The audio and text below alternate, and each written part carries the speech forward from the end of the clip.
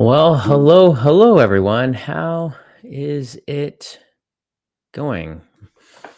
My name's Brendan. I'm here. I guess I'm here in my home, but with Open Owl Studios, and I'm here to talk a little bit about Threshold this morning. So, thanks for joining.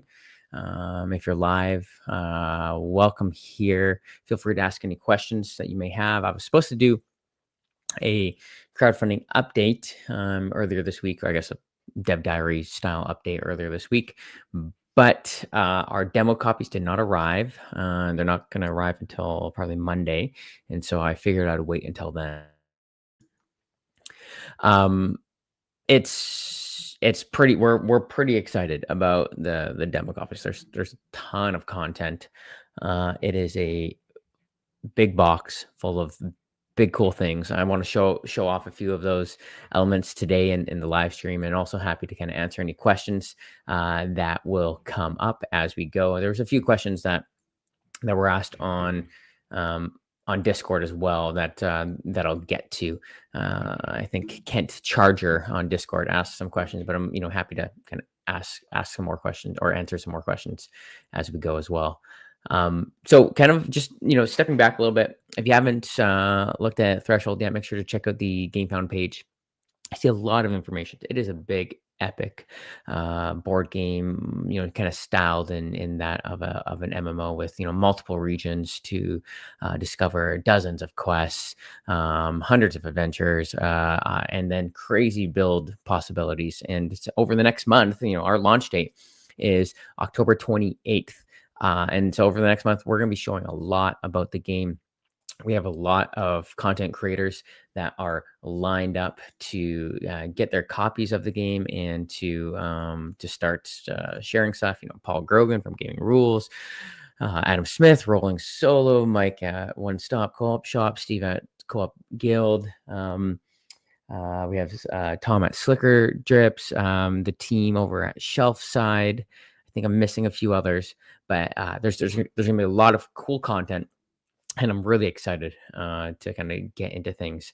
So let's. I'm trying to think the best way to do. I want to show off a few of some stuff with our combat and just some of the combat boards. I know we had some questions that came up, and then maybe some component elements as well. But let's start by chatting about something that has been kind of complicated to to manufacture and to produce. And so what you're looking at here is the character tray. There might be an image on our GameFound page. I cannot remember, but this is the the base level of the character tray. It's about a half-inch thick. This is where you store all of your deck, different items, and some of your supplies as well will get stored in here. It also has these kind of like areas for these punchboard dials, which we'll talk about in a second. But this is every character gets one of these.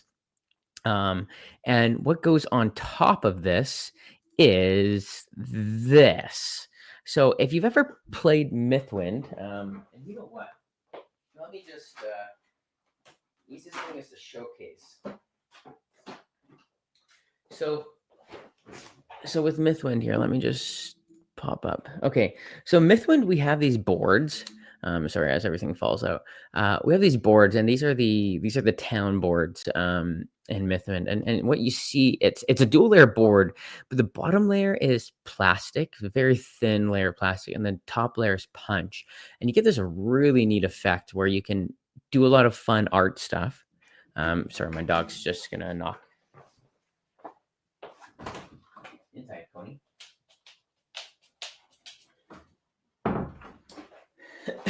Apologies for the dog. And so, as I was saying, yeah, town boards, you get a lot of cool functionality. You can do trackers really well. It's much easier to kind of take cards in and out because we have these little ridges. Very, very cool. Love that we did it for Mythwind, and we're looking at how we could possibly do it with, as we're making the character tray and character board. How does this work? So Here, you have the same kind of functionality where we have a health track on top. We have a wound track. Oh, sorry, I guess it's fatigue and health.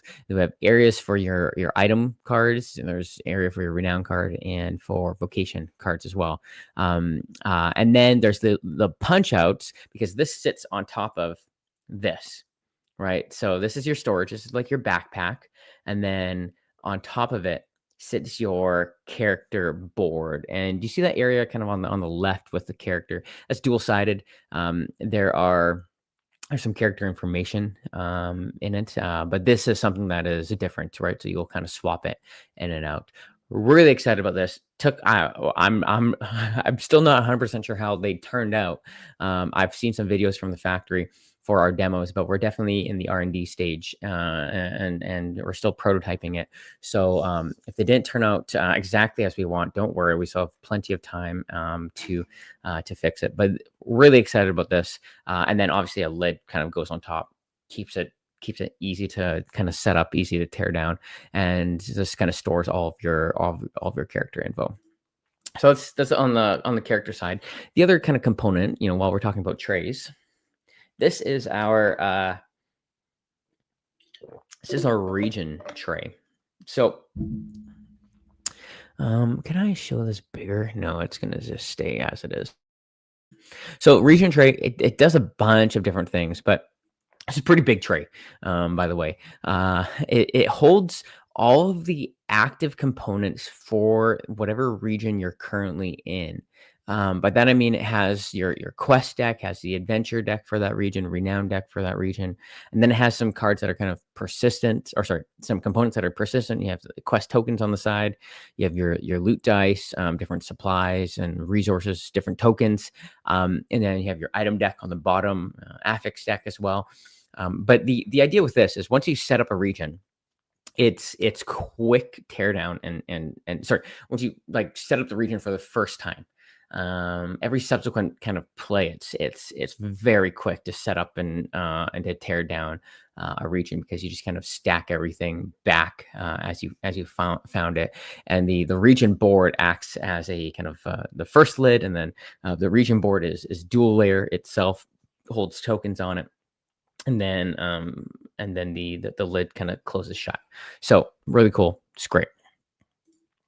Uh, we have been we've had some questions about combat, and I think I'm gonna pull up one of our combat maps here, and I think some people, I did a little bit of a disservice as we were talking about them in their previous update. But one of the kind of fundamental things in our combat is how we're doing our range system. Um, it's a bit inspired from games like Unmatched. You know how if you've ever played Unmatched, range isn't like hex based or like a number of spaces based. It's zone based, and so we really kind of like that idea of like very quick readable range. Often a lot of games, hex based combat games, you're counting out how many spaces away it is and all that stuff, but for us, we like the idea of doing a range system based off of zones, and so you see the zones are clearly represented by these different hexes, and we have four, I think, four types of range. There's a melee attack, and then there's short range, medium range, and long range. So short range ends up targeting an enemy or a character or an enemy in your zone. Medium range is in your zone or an adjacent zone, and long range, I believe, is any zone that is not the one you're in, right? So it's kind of everywhere on the map, and we show this in a bunch of different ways. But on the enemies, this is back of an enemy card, and this is the ground slam. And so the back of the enemy cards give you a little bit of an indication as far as what the attack that they're going to be doing on their turn. And with ground slam, it shows that okay, it's probably going to move, and then that symbol is about a short range attack. And so I would imagine that this it sounds like an area of effect attack, so it will most likely target all characters in the zone that that enemy is in, and so that's a little bit how how we uh how we do the range system, and it works quite well. We've kind of made some iterations from testing, but we're really happy with how it works and how it plays. It's lots of fun. And so when we go back to these combat maps, this is our kind of one of the combat maps, and just as a note, these are kind of prototype. We're doing a pretty big rework on two major elements. We're doing a rework on these combat maps, just to bring a little bit of kind of more unique art perspective, because we're recognizing that the art in the game is so gorgeous in a lot of different ways, that we just want to kind of push everything to the same level. And so we have the combat map, and so you have your different zones, right, that as players are moving around. So it's this interesting combination of like kind of hex based tacticalness, and then introducing a little bit of like streamlinedness, but not making it simple. There's a lot of decision space to kind of work through on your turn as you're looking at what the enemies are doing, and then as the enemies are attacking you. The track around the outside is not like a point track. We're actually doing we're doing like these Euro board tracks for health. This is kind of an interesting thing, because there can be multiple combats happening at the same time, right? So we can both be in different combats or in the same combat, but if we're in different combats, uh, we wanted to kind of track health according to that combat. And so we have every enemy gets a little health token, and they move around this tracker, and it actually works out quite well. And if we have objective tokens that need health to get tracked, they have the same thing. The other, I'll show you this is the threshold dungeon, the threshold dungeon combat map, and it looks weird because it is weird. You're entering into one of the thresholds, you're fighting in this ethereal zone, the enemies are harder. This is actually kind of the boss map. So the threshold dungeons are high level content in each region. About each of the types of gameplays are different levels of commitment, but the threshold dungeon, from start to finish, is about 90 to 120 minutes of gameplay. You're doing 3 scenarios in successive fashion, kind of 3 different rooms. Think of something like Hades, right, where you do one room, another room, another room. In between each room, enemies, or in between each room, yeah, you're actually getting stronger with the use of these threshold cards, and then if you successfully complete all 3 rooms, you get to keep one of the threshold cards, which are very kind of powerful, game changing abilities. Let me take a look at the enemy reference, or sorry, these are the enemy type cards. So each enemy type has one of these cards. I'll kind of just walk through a few things. Top left, we have their rewards, different dice rewards. And that's a jewel fragment actually on the bottom one, which is good for crafting. And then we have the combat deck, how you arrange your combat deck. Some are arranged in order, some are shuffled. There's a tiebreaker for moving and attacking. And then you have some of their stats, right? Their health, 20. Their base damage, which is 6, gets modified. Their shield value, it's 4, so the block value. And then their speed, so that's 5. It's kind of the order that they operate in each turn. And then you have various just areas for status effects. And there can be 2 of these masked demons. 2 of the masked demons. Sorry, I'm just going to make a note here.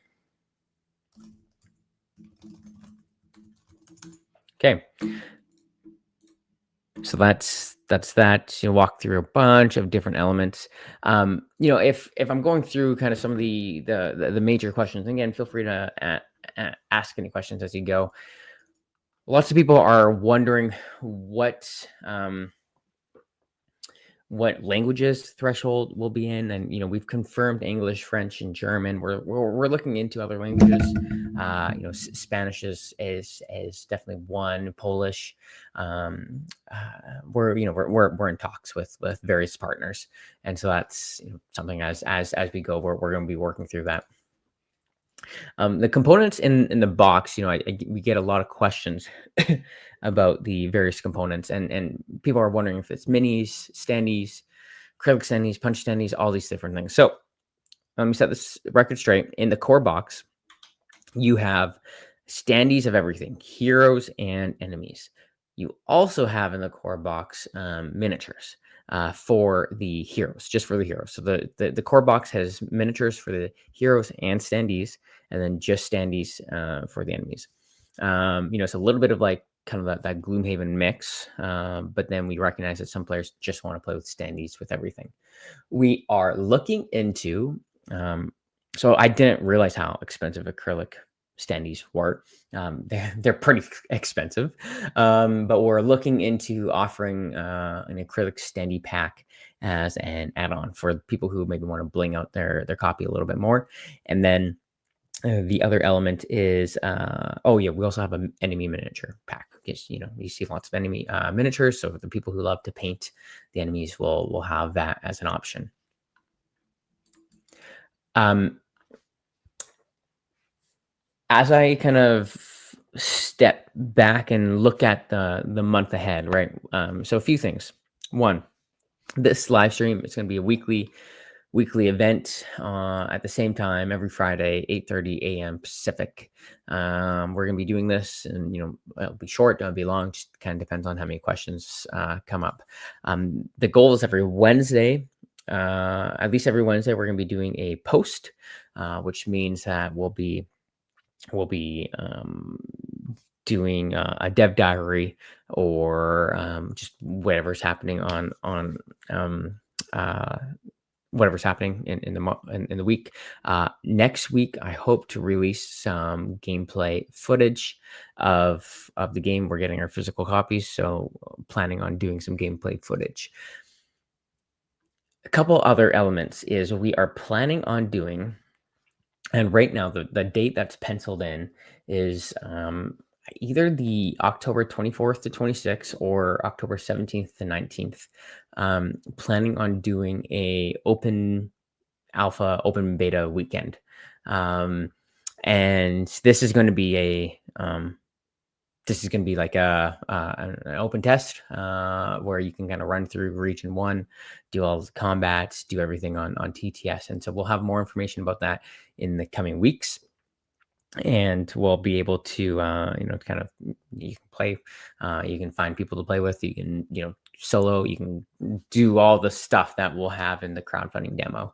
And so really excited about that. That's going to be happening pretty soon in a couple weeks here. DPT on Discord asked if thresholds are replayable too. Yes, thresholds are replayable.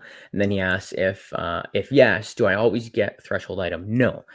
You only get the threshold card the first time that you complete the complete a threshold dungeon. So there's multiple threshold dungeons, but only the first time is when you get it's when you get a card. And you know what? Let's just open. I'm gonna remove from. Sorry, I just want to. There's a card. I think there's a card here. Let me open up.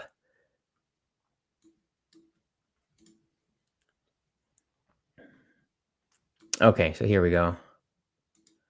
This one's a fun one. So this is an example of a threshold card. So it's called Push the Limit. It's a delayed card, costs 1 to put into play. And then what that means is like a delayed card is always going to be in play. So this fundamentally kind of changes a lot of things. But on your turn, it's going to be start of turn, you're going to draw 1 card. But at the end of turn is you suffer 2 direct damage for each card in your hand. So what happens, right, is you'll have 5 cards. At the end of your turn, you'll draw up to 5 cards, just like kind of in a deck builder, any sort of deck builder, and you'll kind of spend those cards to play other cards. But sometimes you're kind of left with cards. It kind of depends on if you have like 0 cost cards, 1 cost, 3 cost, but maybe you have a 4 cost card and you only have 3 cards in your hand, so you can't play it, right? This is an interesting card because it's rewarding a certain style of play, but it's also punishing you if you it's also punishing you if you're unable to kind of meet it. And direct damage sucks for a couple reasons. One, there's no way of blocking it. So if you have any block cards, it's a no go. And so this is an example of a threshold card. Really cool though. And these cards we want them to be, we want them to kind of shape build, but not fundamentally. The cards that we are wanting also to kind of shape builds is our relic cards, and these relic cards are attached to relic items.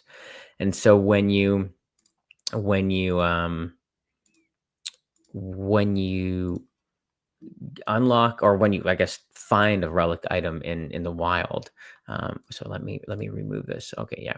When you find a relic item in the wild, you gain their relic ability card, and that can go in your deck. And these are like very powerful. So an example is, this is a staff. It's attached to a staff, and it's this regenerate ability. It's really fascinating because zero cost, delayed. Remember, so delayed kind of always stays in play, and it's a it's a staff where at the start of turn you either add or you remove one counter. And so that counter signifies kind of like the mode of play that your staff wielder is going to be. And what happens is there's a forced thing. So this means that it always happens is, while there's a counter on this card, your spell cards target yourself or allies instead of enemies, and heal instead of deal damage. So this is like kind of a fun card where you can choose to be, every turn you can kind of switch between a damage mage and a healing mage.